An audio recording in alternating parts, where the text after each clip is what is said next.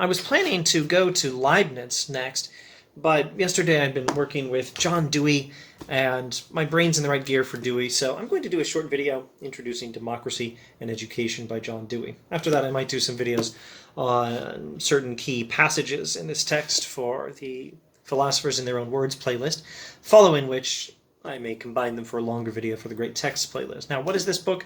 Democracy and Education, originally from 1916 by John Dewey, the American pragmatist philosopher.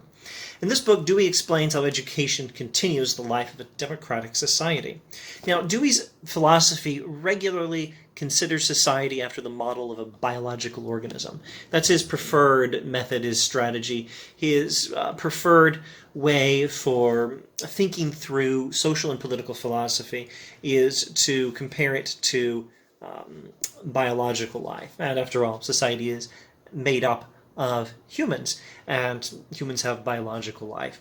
Now, it's the nature of life, Dewey says, to renew itself, as with biological life, so also with the life of a society which renews itself by education. Education initiates us into and trains us to participate in the experience of being human. So the right understanding of humanity must be expressed in education. Now, what is the right expression? What is the right understanding of humanity to express in education? Well, for a start, Dewey rejects any dualisms of mind from the rest of the human being. This is something he explores in great detail, looking at historical sources like Plato and various cultural, philosophical, theological perspectives that separate the human being into the mental and the physical, or some such dualism. And Dewey rejects any dualism of mind from the rest of the human, and his views on education concur with that assessment. Education must not be purely intellectual and neglect to involve the whole person. And also, Dewey rejects any unequal social structure, for unequal social structures would mirror the same dualism of mind from the rest of the human. The individual human is not separated into unequal parts, and society should not be separated into unequal parts. And where does that leave us? The best form of social organization is democratic. Now, best does not mean perfect in any sense that would imply that it doesn't need to change. A society, like an organism, grows and develops, and a healthy, growing, developing, democratic society will renew itself by an education that involves the whole person.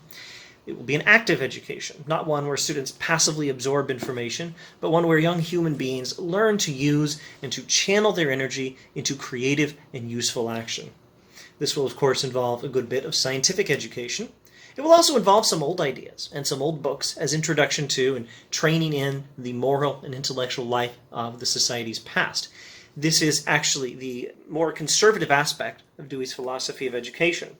Having said that, I should perhaps immediately correct myself and say it's a little better to say that Dewey rejects the idea of any dichotomy of conservative versus progressive, as is clarified further in his book, Experience in Education, which I don't happen to have on my shelf. It's a short book.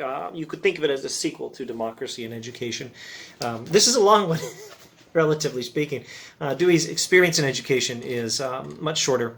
Now, this is a beautiful book, and I hope to explain more of its meaning in subsequent videos. See you then.